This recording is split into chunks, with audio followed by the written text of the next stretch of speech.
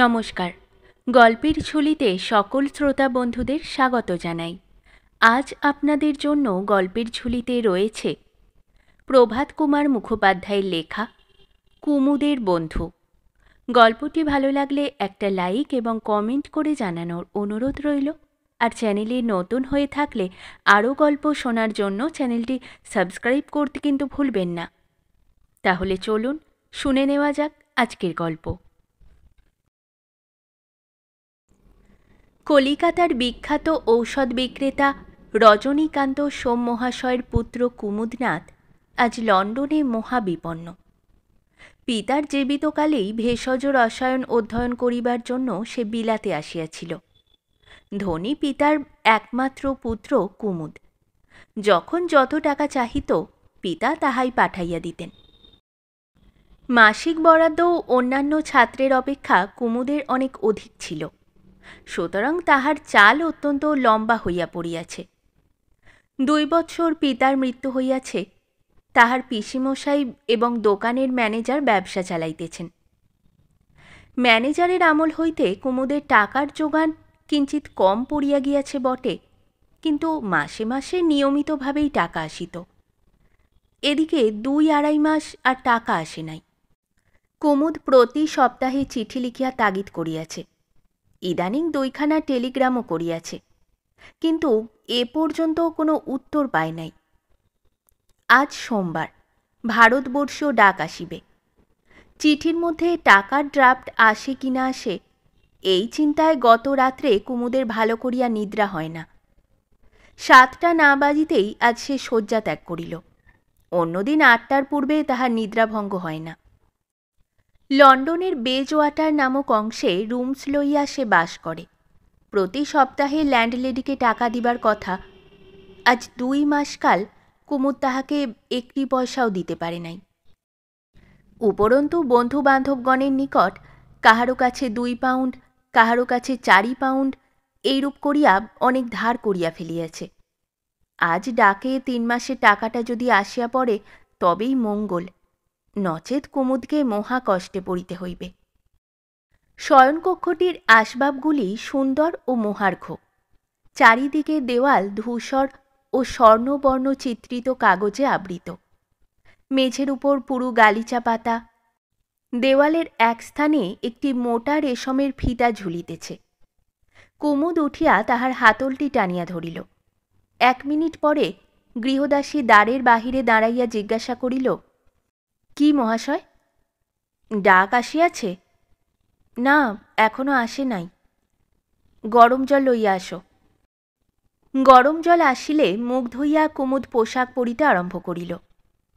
পরিধান শেষে সোনার সিগারেট কেসটি খুলিয়া দেখিল একটিও সিগারেট নাই। গতকালও তাহার সিগারেট ফুরাইয়াছিল, অর্থাভাবে নতুন বাক্স কিনিতে পারে নাই। সে তখন ম্লান মুখে প্যান্টালুনের 2 পকেটে 2 হস্ত প্রবেশ করিয়া দিয়া খোলা জানালার কাছে আসিয়া দাঁড়াইল। মে মাস, বাহিরে রৌদ্র ঝাঁঝা করিতেছে। বড় বড় শব্দ করিয়া দুগ্ধ বিক্রেতার গাড়ি, রুটিওয়ালার গাড়ি বাড়ি বাড়ি যোগান দিয়া ফিরিতেছে। ক্রমে দূরে ডাকওয়ালার মূর্তি দেখা গেল। ক্রমে সে এই বাড়ির নিকটবর্তীও হইল। কুমুদ তখন ক্ষিপ্রপদে নিচে নামিয়া গেল। চিঠি আসিল কি? কিন্তু কই, সোম কোম্পানির ছাপা লেফাফা তো নেই। ম্যানেজারের পত্র আসে নাই, টাকা আসে নাই। কুমুদের মাথা ঘুরিতে লাগিল। অন্যান্য পত্রগুলি লইয়া ধীরে ধীরে সে নিজ শয়নকক্ষে ফিরিয়া আসিল। সেগুলি পড়িতে পড়িতে এই পত্রখানি পাইল। কলিকাতা, 24 এপ্রিল। ভাই কুমুদ, তোমার পত্র গত রবিবার দিন পাইয়াছি। তোমার টাকা যাইতে কেন বিলম্ব হইতেছে জানিবার জন্য সোমবার দিন তোমাদের আফিসে গিয়াছিলাম। ম্যানেজারবাবুর সাক্ষাৎ পাইলাম না। দোকানে যিনি ছিলেন তিনি বলিলেন, ম্যানেজারবাবু আজকাল দোকানে বড় আসেন না। বাজারে গুজব সোম কোম্পানি ফেল হইবে। তোমার পিতার মৃত্যুর পর হইতে তোমার পিসিমশায়ের সহিত যোগসাজশে ম্যানেজারবাবু নাকি দোকানের টাকা ভাঙিতে আরম্ভ করেন। দোকানের দেনার দায়ে তোমাদের বসত বাটিখানি নিলাম হইয়া গিয়াছে। উহা নাকি তোমার পিসি মহাশয় একজনের বেনামিতে কিনিয়া লইয়াছেন। আমি বিশ্বস্ত সূত্রে অবগত হইলাম, আগামী 1 জুন তারিখে ম্যানেজার ইনসলভেন্সির দরখাস্ত করিবেন। দোকানের জিনিসপত্র তিনি সরাইতেছেন এবং মিথ্যা হিসাবাদিও প্রস্তুত করিতেছেন। তুমি যদি 1 জুনের পূর্বে আসিয়া পৌঁছিতে পারো এবং ম্যানেজারকে দত্ত ক্ষমতাপত্র প্রত্যাহার করিয়া লও, তবেই তোমার দোকানটি বাঁচে, নইলে সর্বস্বই গেল। কোনো অ্যাটর্নি বন্ধু নিকট সকল বিষয় অবগত হইয়া আমি তোমাকে এ পত্র লিখিলাম। আমরা সকলে ভালো আছি। তোমার শীঘ্র আসা একান্ত আবশ্যক। তোমার স্নেহের হরিপদ। পত্র পড়িয়া কুমুদ মাথায় হাত দিয়া বসিয়া রহিল। আজ 13ই মে। 17ই মে শুক্রবার মার্সেলস হইতে P&O কোম্পানির জাহাজ ছাড়িবে। সে জাহাজ ধরিতে পারিলে 31শে মে বোম্বাই এবং 2রা জুন কলিকাতায় পৌঁছানো যাইবে। নিষ্ফল। সময় মতো পৌঁছানো যাইতে পারে এমন কোনো ফরাসি বা ইতালীয় জাহাজ যদি থাকে। আর ভাড়ার টাকা? হাতে গোটা 5-6 পেনি মাত্র আছে, আর তো কিছুই নাই।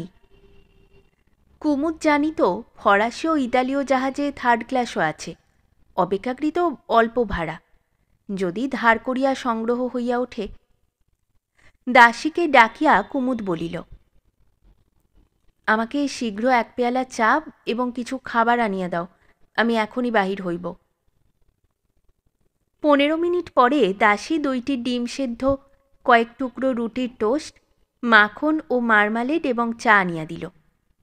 তাড়াতাড়ি কোনো মতে তাহা গলাধোকরণ করিয়া ছড়ি লইয়া কুমুদ বাহির হইয়া পড়িল। লাডগেট সার্কাসে টমাস কুক কোম্পানির হেড অফিস। সেখানে গিয়া সংবাদ লইয়া কুমুদ জানিতে পারিল, যদি আগামীকল্য এখান হইতে যাত্রা করিতে পারে, তবে মার্সেলসে একখানি ফরাসি জাহাজ সে ধরিতে পারিবে। সে জাহাজ সময় মতো বোম্বাই পৌঁছিবে। কুমুদ জিজ্ঞাসা করিল, এত বিলম্বে টিকিট কিনিলে জাহাজে স্থান পাইব তো? কর্মচারী বলিল, এখন গ্রীষ্মকাল, ভারতগামী জাহাজের পক্ষে স্ল্যাক সিজন। যেসব জাহাজ ভারত হইতে আসিতেছে সেইগুলি যাত্রীতে বোঝাই, স্থান যথেষ্ট হইবে। আমি কিন্তু 3য় শ্রেণীতে যাইব। 3য় শ্রেণীর ভাড়াও কুমুদ জানিয়া লইল। হিসাব করিয়া দেখিল, সর্বশুদ্ধ 25 পাউন্ড সংগ্রহ করিতে পারিলে কোনো গতিকে সে কলিকাতায় পৌঁছিতে পারে। কুমুদ তখন বন্ধু বান্ধবগণের নিকট ঋণ প্রার্থনা করবার জন্য বহির্গত হইল। বেলা যখন 5টা, তখন হাইগেটের ওমনিবাস হইতে পিকাডিলির মোড়ে কুমুদ নামিল।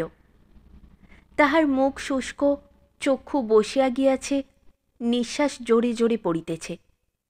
সারাদিন বন্ধুগণের দ্বারে দ্বারে ঘুরিয়াও 7 পাউন্ডের অধিক সংগ্রহ হয় নাই। এখন 18 পাউন্ডের অস্থিতি। বন্ধুরা সকলে এখানে থাকিলেও বা হইত, অনেকেই সমুদ্র তীরে গ্রীষ্মযাপন করিতে গিয়াছে। অন্যান্য বৎসর কুমুদও গিয়া থাকে, এ বৎসর কেবল অর্থাভাবেই সে যাইতে পারে নাই। যাহাদের অর্থের অনটন, সেই সকল ছাত্রেরাই লন্ডনে পড়িয়াছে। ধার চাহিতে গিয়া 2-1 স্থানে কুমুদ একটু অপমানিতও হইয়াছে। সে দারুণ অভিমানী। প্রাতে সেই 2টি ডিম খাইয়া বাহির হইয়াছিল, এখনো পর্যন্ত সে আর জলস্পর্শও করে নাই। মানসিক উদ্বেগে ক্ষুধার কথা সে ভুলিয়াই গিয়াছে, কিন্তু তৃষ্ণায় তাহার ছাতি ফাটিয়া যাইতেছিল। ওমনিবাস হইতে নামিয়া মোড়ে দাঁড়াইয়া কুমুদ ভাবিতে লাগিল, যাহাদের কাছে যাইবার সে সকলই তো শেষ হইয়াছে। আরও 2-4 জন পরিচিত ছাত্র আছে বটে, কিন্তু তাহাদের মধ্য হইতে 18 পাউন্ড সংগ্রহ হওয়া অসম্ভব। কুমুদ ভাবিতে লাগিল, এখন কি করি? বাসায় ফিরিয়া যাইব? ফিরিবা মাত্র ল্যান্ডলেডি তাহার সুদীর্ঘ বিলখানি আনিয়া হাজির করিবে। কিয়দূরে একটি উচ্চ শ্রেণীর পানশালার সাইনবোর্ড দেখা যাইতেছিল। কুমুদ তাহার শ্রান্ত পদদ্বয় ধীরে ধীরে সেই দিকে চালনা করিল। সেলুন বারের মধ্যে প্রবেশ করিয়া 1 গ্লাস হুইস্কি ও সোডা হুকুম করিল। পরিচারক যথাসময়ে পানীয় আনিয়া দিল। কুমুদ হু হু করিয়া তাহা অর্ধেকের উপর এক নিঃশ্বাসে পান করিয়া ফেলিল। তাহার পর টেবিলের উপর 2 কনুই রাখিয়া 2 হাতে মুখ আচ্ছাদন করিয়া নিজ অদৃষ্ট চিন্তা করিতে লাগিল। সময় মতো দেশে পৌঁছানো অসম্ভব, সুতরাং সমস্তই গেল। তাহাকে পথের ভিখারি হইতে হইল। দেশ হইতে টাকা আর আসিবে না। তাহারা বলিবে কুমুদ জুয়াচোর। ল্যান্ডলেডি সম্ভবত উঠিয়া যাইবার জন্য নোটিশ দিবে। বাকি টাকার জন্য জিনিসপত্রগুলি আটক করিবে। পরদিন এক টুকরা রুটির জন্য ভিক্ষার্থী হইয়া তাহাকে কাহারও দ্বারস্থ হইতে হইবে। কুমুদ মাথা তুলিল, গেলাসে অল্প যাহা অবশিষ্ট ছিল তাহা পান করিল। পরিচারক প্রবেশ করিয়া তাহার সম্মুখে একখানি তাজা সান্ধ্য সংবাদপত্র রাখিয়া জিজ্ঞাসা করিল, আর এক গ্লাস আনিব কি? আনো বলিয়া কুমুদ সংবাদপত্র খুলিল। অলসভাবে ইতস্তত চক্ষু বুলাইতে বুলাইতে বড় বড় অক্ষরে 3 ছত্র হেডলাইন দেওয়া অর্ধ কলমব্যাপী একটি সংবাদ দেখিতে পাইল। পড়িয়া জানিল, লিভারপুল নিবাসী একজন সম্ভ্রান্ত বণিক ব্যবসায় অনেক ক্ষতিগ্রস্ত হইয়া এবং ঋণ শোধের কোনো উপায় না দেখিয়া গত রাত্রে তিনি অফিস কক্ষে বসিয়া রিভলভারের দ্বারা আত্মহত্যা করিয়াছেন। পড়িয়া কুমুদ আপন মনে বলিল, ঠিক তো, পথ খুঁজিয়া পাইতেছিলাম না, এই তো পথ রহিয়াছে। পরিচারক হুইস্কির গ্লাস ও বিলখানি আনিয়া দিল। মূল্য দিয়া হুইস্কিটুকু পান করিতে করিতে কুমুদ ভাবিতে লাগিল, কে কাঁদিবে? বাবা নাই, মা নাই, ভাই নাই, বোনেরা আছে, তারা কাঁদিবে। বন্ধুবান্ধবদের মধ্যে কেহ কেহ কাঁদিবে, আর না, সে বোধ হয় কাঁদিবে না। সাদা কখনো কালোর জন্য কাঁদে? হুইস্কিটুকু নিঃশেষ করিয়া কুমুদ মনে মনে বলিতে লাগিল, যদি বাঁচিয়া থাকি তবে প্রথমটা তো জুয়াচোর খেতাবটি মাথা পাতিয়া লইতে হইবে। তাহার পর জীবিকা সংগ্রহের জন্য এদেশে কত লাঞ্ছনাই যে ভোগ করিতে হইবে, তাহার স্থিরতা কি? বাঁচিয়া কি সুখ হইবে? তার চেয়ে সন্ধ্যার পর হাইড পার্কে বসিয়া গুরুম করিয়া একটি আওয়াজ এবং সঙ্গে সঙ্গে সব শেষ। কুমুদ যেন কল্পনায় দেখিতে লাগিল, পরদিনের সংবাদপত্রগুলিতে বড় বড় হেডলাইনে ছাপা রহিয়াছে, Hyde Park tragedy, an Indian student shoot himself with a revolver. কিয়ৎক্ষণ পরে টেবিল ধরিয়া সে উঠিয়া দাঁড়াইল। তাহার চক্ষু তখন লাল জবা ফুলের মতো। পরিচিত কেহ যদি সে অবস্থায় তাহাকে দেখিতে পাইত, তবে ভিতরকার কোনো কথা না জানিয়াও শঙ্কাকুল হইয়া উঠিত। পানশালা হইতে বাহির হইয়া কুমুদ অমনিবাস লইল। হরবনে একটি বন্দুকের দোকানে গিয়া একটি রিভলভার ও 8 ডজন টোটা খরিদ করিল। কোটের ভিতরকার বুক পকেটে সেগুলি লুকাইয়া নিজ কলেজের কমন রুমে গিয়া কতগুলি পত্র লিখিতে বসিল। কুমুদ বসিয়া একে একে অনেকগুলি চিঠি লিখিল। ভারতবর্ষের জন্য 2খানি মাত্র, বাকিগুলি এখানকার বন্ধুবান্ধবকে। যাহাদের নিকট টাকা ধার লইয়াছিল তাহাদিগকে লিখিল, দেশে আমি পত্র লিখিতেছি, আমার দোকানের যদি কিছু অবশিষ্ট থাকে তবে সেখান হইতে তোমাদের টাকাগুলি পরিশোধ হইবে। তাহা যদি না থাকে তবে ভাই, যে টাকা আমায় ঋণ দিয়াছিলে বলিয়া আর মনে করিও না। তোমাদের হতভাগা বন্ধুকে অসময়ে দান করিয়াছিলে বলিয়াই ধরিয়া লইও। ল্যান্ডলেডিকে লিখিল, আমার বই জিনিসপত্র বেচিয়া তোমার প্রাপ্য টাকা লইও। যদি কিছু উদ্বৃত্ত থাকে তবে তাহা ভিখারিতে দান করিও। আর একজনকে একখানি পত্র কুমুদ লিখিবে ভাবিল, কলম হাতে করিয়া অনেকক্ষণ বসিয়া রহিল, শেষে না লেখাই স্থির করিল। পত্রগুলি পকেটে লইয়া কুমুদ উঠিল। রাত্রি তখন 8টা, কিন্তু গ্রীষ্মকালে এ সময় লন্ডনে সুস্পষ্ট দিবালোক। কলেজ হইতে বাহির হইয়া একটা পোস্ট অফিসে 2খানি টিকিট খরিদ করিয়া ভারতবর্ষ চিঠি 2খানিতে লাগাইল। সে 2খানি ডাকে ফেলিতে যাইতেছিল, কিন্তু ভাবিল না, অন্যান্য চিঠিগুলির সহিত এ দুখানিও পকেটেই থাকুক, কল্ল পুলিশ এগুলি পোস্ট করিয়া দিবে। পকেটে হাত দিয়া দেখিল রিভলভার ও ডাক টিকিট কিনিয়া 4টি পেনি অবশিষ্ট আছে। অমনিবাসে 1 পেনি এবং হাইড পার্কে যে চেয়ারখানিতে বসিয়া অন্ধকার ও নির্জনতার প্রতীক্ষা করিবে তাহার ভাড়া 1 পেনি দিতে হইবে। বাকি 2টি পেনি থাকে, পৃথিবীতে সে দুটিতে আর তাহার আবশ্যক নাই। ছেলে কোলে করিয়া একজন ভিখারিনী যাইতেছিল। কুমুদ পেনি 2টি তাহাকে দিল। গড ব্লেস ইউ স্যার বলিয়া রমণী সরিয়া গেল। অমনিবাস আসিল। হাইড পার্কের মার্বেল আর্চ নামক ফটকের সম্মুখে কুমুদ যখন নামিল তখন 8:30। হাইড পার্কে প্রবেশ করিয়া সে ভাবিল আর আধ ঘণ্টা পরে অন্ধকার হইবে। এখনও বিস্তর নরনারী পার্কের ভিতর ঘুরিয়া ফিরিয়া বেড়াইতেছে। স্থানে স্থানে ঘাসের উপর জোড়া জোড়া চেয়ার, প্রায় সকলগুলিতেই এক এক যুগল মূর্তি বিরাজ করিতেছে। এখানে ওখানে ঘাসের উপর বসিয়া বা শুইয়া লোকে গল্প করিতেছে। জনবহুল অংশ পরিত্যাগ করিয়া কুমুদ নিভৃত স্থানের সন্ধানে বেড়াইতে লাগিল। দিবালোক হ্রাস হইয়া আসিতেছে। শূন্য মনে কুমুদ এক স্থানে দাঁড়াইয়াছিল। এমন সময় হঠাৎ পশ্চাৎ হইতে কে তাহার বাহু স্পর্শ করিল। চমকিয়া ফিরিয়া দেখিল, দেখিবা মাত্র টুপি তুলিয়া বলিল, এথেল, হাউ লাকি। কুমুদ যাহাকে সম্ভাষণ করিল অনুমান 20 বর্ষীয়া যুবতী। তাহার বেশে পারিপাট্য ছিল না, তাহার কথাবার্তা শিক্ষিতা মহিলার মতো নহে। ইংরাজিতে যাহাকে লেডি বলে সে তাহা নহে, সে কোনো হোটেলে ভোজনকক্ষের পরিচারিকা মাত্র। সেই ভোজনশালাতেই বৎসরখানেক পূর্বে ইহার সহিত কুমুদের প্রথম পরিচয়। যুবতী বলিল, যাও যাও, তোমার আর ন্যাকামি করিতে হইবে না।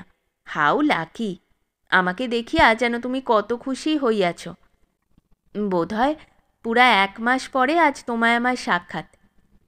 আচ্ছা তুমি, মাই গুডনেস, তোমার চেহারা এমন হইয়া গিয়াছে কেন? তোমার কি অসুখ করিয়াছিল? কুমুদ বলিল, না। সে মনে মনে ভাবিতেছিল, জানিয়া শুনিয়া পৃথিবীতে অন্য কাহারও বিশেষ কোনো অনিষ্ট করিয়াছি বলিয়া তো মনে পড়ে না, কিন্তু ইহার নিকট অপরাধ করিয়াছি। সে অপরাধের জন্য ইহার কাছে আজ ক্ষমা প্রার্থনা করিয়া যাইব। আমাকে সেই সুযোগটি দিবার জন্যই বোধ হয় ঈশ্বর দয়া করিয়া ইহাকে এ সময় আনিয়া দিলেন। এথেল বলিল, চলো বেড়াই। কুমি, সত্য 1 মাসে তুমি ভালো ছিলে? আমার সহিত ছলনা করিতেছ না? যদি ভালো ছিলে তবে 1 মাস আমাদের হোটেলে আসো নাই কেন? টাকা ছিল না বলিয়া। রট, টাকা ছিল না বলিয়া তুমি আমাদের হোটেলে খাইতে আসো নাই কেন? তোমার টাকা কি হইল? 3 মাস দেশ হইতে আমার টাকা আসে নাই, আমাদের ব্যবসা ফেল হইয়াছে। বলো কি? বলিয়া এথেল শঙ্কিতভাবে কুমুদের পানে চাহিল। হাইড পার্কের মধ্যস্থলে সার্পেন্টাইন নামক একটি দীর্ঘিকা আছে। এই সময় ইহারা কথা কহিতে কহিতে সেই সার্পেন্টাইনের নিকট আসিয়া পৌঁছিয়াছিল। এই দীর্ঘিকায় অনেকগুলি ছোট ছোট বোট আছে, তাহা ভাড়া লইয়া লোকে জল বিহার করিয়া থাকে। এথেল বলিল, কুমি ডিয়ার, চলো বোট লইয়া আমরা একটু বেড়াই। অন্ধকারে জলের উপর ভাসিতে বড় আরাম। কুমুদ বলিল, বড় দুঃখিত হইলাম, আমার কাছে ভাড়া নাই। 1টি পেনি মাত্র আছে এবং উহাই পৃথিবীতে আমার শেষ পেনি। বলিল, হোয়াট ডু ইউ মিন? পৃথিবীতে শেষ পেনি মানে কি? কুমুদ বলিল, দেখো, সার্পেন্টাইনের ওপারটি বেশ নির্জন। চলো আমরা ওইখানে গিয়া বসি, তোমার সঙ্গে কথা আছে। এথেল বলিল, চলো। সার্পেন্টাইনের তটপ্রান্ত বেষ্টন করিয়া উভয় যখন পরপারে পৌঁছিল তখন অন্ধকার হইয়া পড়িয়াছে। পার্কের নানা স্থানে বিদ্যুৎ আলোক জ্বলিয়া উঠিয়াছে। আলোক হইতে দূরে একটা চেস্টনাট গাছের নিচে জল হইতে অল্প দূরে ঘাসের উপরে দুইজনে উপবেশন করিল। এথেল অন্তত এইটুকু বেশ বুঝিয়াছে আজ কুমুদের মনটা বড়ই খারাপ, তাই সে তাহার চিত্ত বিনোদনের জন্য রমণী জনসুলভ নানা কথা নানা গল্প করিতে লাগিল। কিন্তু দেখিল কুমুদ শুনিতে পায় না। 2-3 বার পুনরুক্তি করিলে সুপ্তস্থিতের মতো জিজ্ঞাসা করে, কি বলিতেছ? অন্ধকার বেশ গাঢ় হইয়াছে, আকাশে শত শত নক্ষত্র জ্বলিয়া উঠিয়াছে।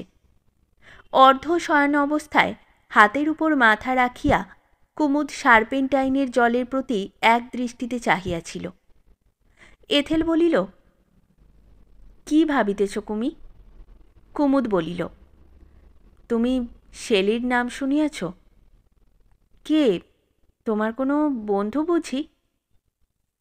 তিনি বিগত শতাব্দীর একজন মহাকবি ছিলেন। বটে, তা জানতাম না। তিনি প্রথমে হেনরিয়েটা নাম্নী এক যুবতীকে বিবাহ করেন। ক্রমে উভয়ের মধ্যে প্রণয়ভঙ্গ হয়। তাহার পর একদিন রাত্রিকালে হেনরিয়েটা আসিয়া এই সার্পেন্টাইনের জলে ডুবিয়া মরে। কথাটা শুনিয়া এথেলের দেহ কণ্টকিত হইয়া উঠিল।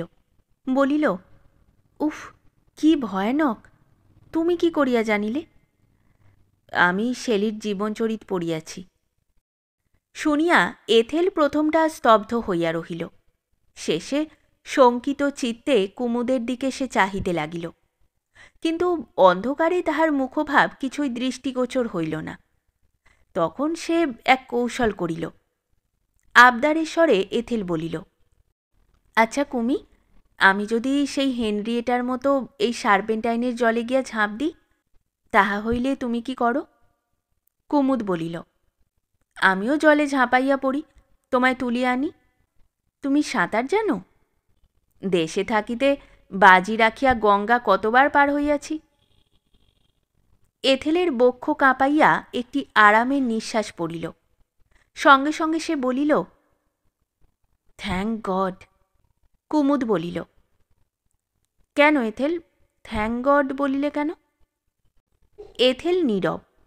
কুমুদ আবার জিজ্ঞাসা করিল, তোমার কি সন্দেহ আজ আমি সার্পেন্টাইনে ডুবিয়া আত্মহত্যা করিব?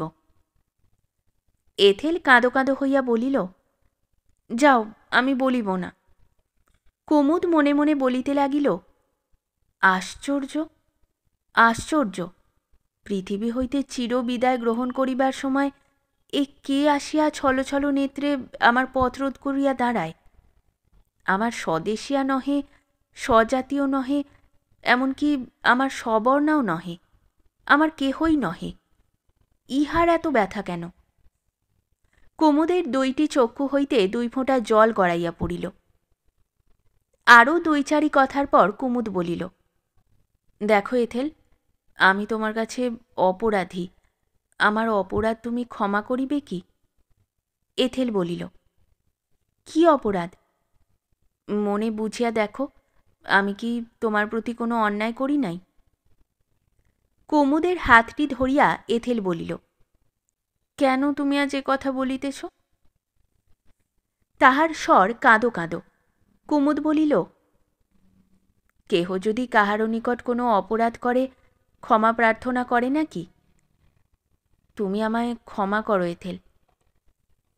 কুমুদের হাতটি ছাড়িয়া দিয়া এথেল বলিল, যাও, তুমি যদি ওসব বলিবে তবে আমি কাঁদিব।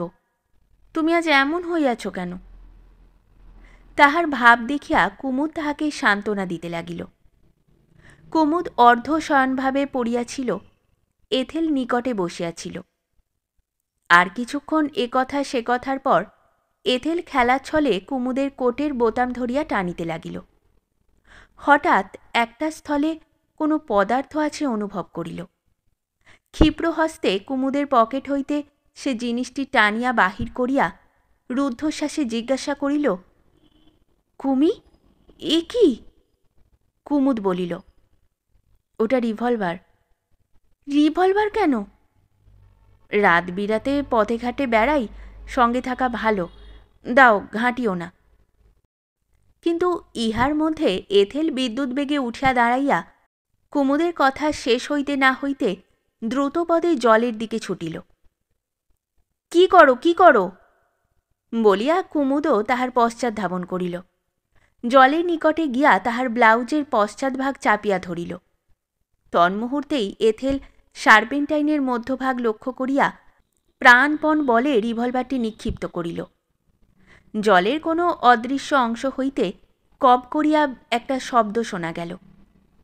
নরশোণিতের পরিবর্তে সেই শিশু রাক্ষস স্বীয় অগ্নিময়ী তৃষা জলেই নিবারণ করিতে বাধ্য হইল। এথেলের হস্ত বজ্রমুষ্টিতে ধারণ করিয়া কুমুদ বলিল, শয়তানি, এ কি করিলি? এথেল বলিল, শয়তান, খুব করিয়াছি, বেশ করিয়াছি, আমার খুশি, আমার হাত ছাড়ো, লাগে। কুমুদ বলিল, ভাবিয়াছিস রিভলভার ভিন্ন আমার অন্য কোনো উপায় নাই? এথেল বলিল, উফ, আমার হাত কাটিয়া গেল, লাগে যে, ছাড়ো না। কুমুদ তাহার হাত ছাড়িয়া দিল। ধীরে ধীরে পূর্বস্থানে আসিয়া বসিল। এবার শয়ন করিল না। এথেল ফিরিয়া আসিয়া বলিল, দেখো দেখি কি করিয়াছ, আমার রিস্টলেট ভাঙিয়া কবজির মাংসের মধ্যে প্রবেশ করিয়াছে, উফ বলিয়া সে হাত ঝাড়িতে লাগিল। পকেটে দিয়াশালাই ছিল, একটা জ্বালিয়া কুমুদ দেখিল এথেল সত্যি বলিয়াছে। এনামেলের চুড়ি ভাঙিয়া খানিকটা এথেলের কবজিতে প্রবেশ করিয়াছে, রক্ত পড়িতেছে। দেখিয়া কুমুদ তাড়াতাড়ি তাহাকে জলের ধারে লইয়া গেল। ভাঙা চুড়িটুকু তুলিয়া রুমাল ভিজাইয়া স্থানটি ধুইয়া দিল। গোটাকত ঘাস ছিঁড়িয়া সেগুলো বেশ করিয়া চিবাইয়া ক্ষতস্থানে লেপন করিয়া দিল। তাহার পর রুমাল ছিঁড়িয়া জলপটি বাঁধিয়া দিল। স্নেহস্বরে জিজ্ঞাসা করিল, এখনও বড় জ্বালা করিতেছে এথেল? এথেল বলিল, না, একটু কমিয়াছে। বাস্তবিক এথেল, আমি একটা জানোয়ার, এসো বলিয়া উভয়ে পূর্বস্থানে ফিরিয়া গেল। বসিয়া কুমুদ বলিল, বড় লাগিতেছে কি? চলো কোনো ডাক্তারখানায় গিয়া ভালো করিয়া ব্যান্ডেজ বাঁধাইয়া দিই। এথেল বলিয়া উঠিল, এক পেনিতে কি ব্যান্ডেজ হয়? একটি দীর্ঘ নিঃশ্বাস ফেলিয়া কুমুদ বলিল, ঠিক, ভুলিয়া গিয়াছিলাম। এথেল বলিল, আমরা বাহিরে যাই, চলো, ডাক্তারখানায় নয়, কোনো একটা রেস্তোরাঁয় চলো, আমার কাছে টাকা আছে, আমার বড় ক্ষুধা পাইয়াছে। কুমুদ বলিল, তুমি কি ডিনার খাইয়া আসো নাই? সে তো 7টার সময় খাইয়াছি, এ 3-4 ঘন্টায় আমার ক্ষুধা পায় না বুঝি? তুমি কখন ডিনার খাইয়াছ? খাই নাই। খাও নাই? চা? চাও খাই নাই। লাঞ্চ? লাঞ্চও খাই নাই। বাড়ি হইতে 8টার সময় 2টি ডিম 2খানি টোস্ট খাইয়া বাহির হইয়াছিলাম, তাহার পর হইতে আর কিছুই খাই নাই। শুনিয়া এথেল বলিল, সারাদিন কিছুই খাও নাই? চলো চলো, আর এক মুহূর্ত বিলম্ব নয়। ফটকের বাহির হইয়া উভয় একটি ভোজনশালায় প্রবেশ করিয়া এথেল জিজ্ঞাসা করিল, কোনো প্রাইভেট সেলুন খালি আছে? পরিচারিকা একটু মৃদু হাসিয়া বলিল, আছে মহাশয়া, আসুন। প্রাইভেট সেলুনে উভয়ের জন্য খাদ্যদ্রব্যাদি আসিল। এখানে আর কেহ প্রবেশ করিতে পারিবে না, এমনকি না ডাকিলে পরিচারিকাও আসিবে না। কিঞ্চিৎ পানাহারের পর কুমুদের দেহে যেন নবপ্রাণ সঞ্চার হইল। আহারাদি শেষ হইলে পরিচারিকা আসিয়া টেবিল পরিষ্কার করিয়া লইয়া গেল। চেয়ার ছাড়িয়া সোফার উপর আরাম করিয়া দুইজনে উপবেশন করিলে এথেল বলিল, আচ্ছা কুমি, তোমার এ পাগলামি কেন উপস্থিত হইল বলো তো?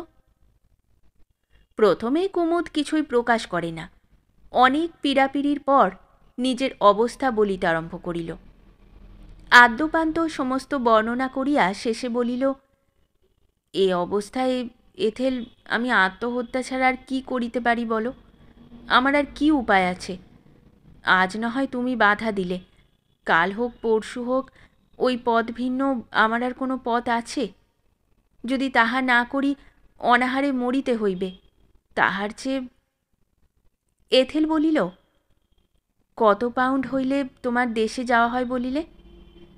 25 পাউন্ড। কাল সন্ধ্যার ট্রেন শেষ ট্রেন? হ্যাঁ। কাল কতক্ষণ অবধি টাকা পাইলে তোমার কাজ চলিবে? বেলা 3টা। আচ্ছা, আমি চেষ্টা করিয়া দেখি। কুমুদ আশ্চর্য হইয়া বলিল, তুমি তুমি 25 পাউন্ড কোথা পাইবে এথেল? এথেল বলিল, 10 পাউন্ড আমার নিজেরই আছে, পোস্ট অফিসে আছে, যখন খুশি বাহির করিতে পারিব। বাকি 15 পাউন্ড আমি সংগ্রহ করিবার চেষ্টা করিব। যদি আমি সফল হই, তাহা হইলে তুমিও সকল কুমতলব পরিত্যাগ করিবে তো? করিব। Honour bright? Honour bright. আচ্ছা, কাল বেলা 3টার সময় তুমি চানসেরি লেন ও ফ্লিট স্ট্রিটের মোড়ে থাকিও, আমি আসিব। যদি সংগ্রহ করিতে পারি সেই সময় তোমায় দিব। বেশ। রাত্রি তখন 11:30। ভোজনশালা হইতে বাহির হইয়া দুইজনে এথেলের বাসার দিকে অগ্রসর হইল। সে প্রায় 2 মাইল পথ। ঘরের বাহিরে যখন তাহারা পরস্পরের নিকট বিদায় গ্রহণ করিল, তখন ইংরেজি তারিখ পরিবর্তিত হইয়া গিয়াছে। পরদিন নির্দিষ্ট স্থানে ও সময়ে কুমুদ এথেলের সাক্ষাৎ পাইল। রুদ্ধশ্বাসে জিজ্ঞাসা করিল, কি হইয়াছে? টাকা সংগ্রহ হইয়াছে, কুকের আফিসে চলো, টিকিট কিনিয়া ফেলা যাক। তুমি আমার সঙ্গে আসিবে? তোমার কাজ। এথেল হাসিয়া বলিল, আমার তো ছুটি। আমার এই পটি বাঁধা হাতে পরিবেশন করিলে কেহ তা খাইবে না, তাই ম্যানেজার হাত ভালো না হওয়া অবধি আমায় ছুটি দিয়াছেন। সুবিধাই হইয়াছে, নইলে টাকার চেষ্টায় ঘুরিয়া বেড়াইবার সময় পাইতাম না। দুইজনে কুকের আফিসে গিয়া টিকিট ক্রয় করিল। সন্ধ্যা 8টার সময় ভিক্টোরিয়া স্টেশন হইতে কুমুদের ট্রেন ছাড়িবে। দুইজনে একত্র ডিনার খাইয়া যথা সময়ে স্টেশনে গিয়া পৌঁছিল। কুমুদ বলিল, এথেল, তোমার এই উপকার জীবনে আমি ভুলিব না। যদি আমার ব্যবসাটাকে বাঁচাতে পারি, 2 মাস পরেই তোমার এই টাকা আমি পাঠাইয়া দিব। এথেল কোনো উত্তর করিতে পারিল না। অশ্রু বাষ্পে তাহার কণ্ঠ রোধ হইয়াছিল। ক্রমে গাড়ি ছাড়িবার সময় হইল। এথেল বলিল, গুড বাই কুমি, এই বোধহয় আমাদের শেষ দেখা। কুমুদ বলিল, ও কথা কেন বলিতেছ এথেল? এথেল বলিল, যখন উভয়ের মধ্যে 7,000 মাইল ব্যবধান হইয়া পড়িবে, তখন আর তুমি আমায় মনে রাখিবে কি? তোমায় ভুলিব, বাঁচিয়া থাকিতে তো নয়। এথেল বলিল, ওই বাতি দেখাইতেছে, গাড়িতে ওঠো। Good bye. গুড বাই নয় এথেল, ও বিভয়া, যতদিন না আবার দেখা হয়। আবার দেখা হইবে। বলিয়া কুমুদ এথেলের হাতখানির উপর নিজ ওষ্ঠযুগল স্পর্শ করিল। গাড়ি ছাড়িয়া দিল।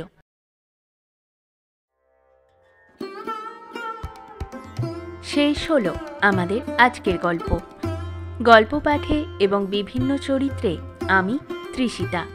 গল্পটি ভালো লাগলে লাইক এবং শেয়ার করে দেবেন। আর চ্যানেলে নতুন হয়ে থাকলে আরও গল্প শোনার জন্য চ্যানেলটি সাবস্ক্রাইব করতে কিন্তু ভুলবেন না। খুব তাড়াতাড়ি নতুন একটি গল্প নিয়ে ফিরে আসব। সকলে ভালো থাকুন, শুনতে থাকুন গল্পের ঝুলি।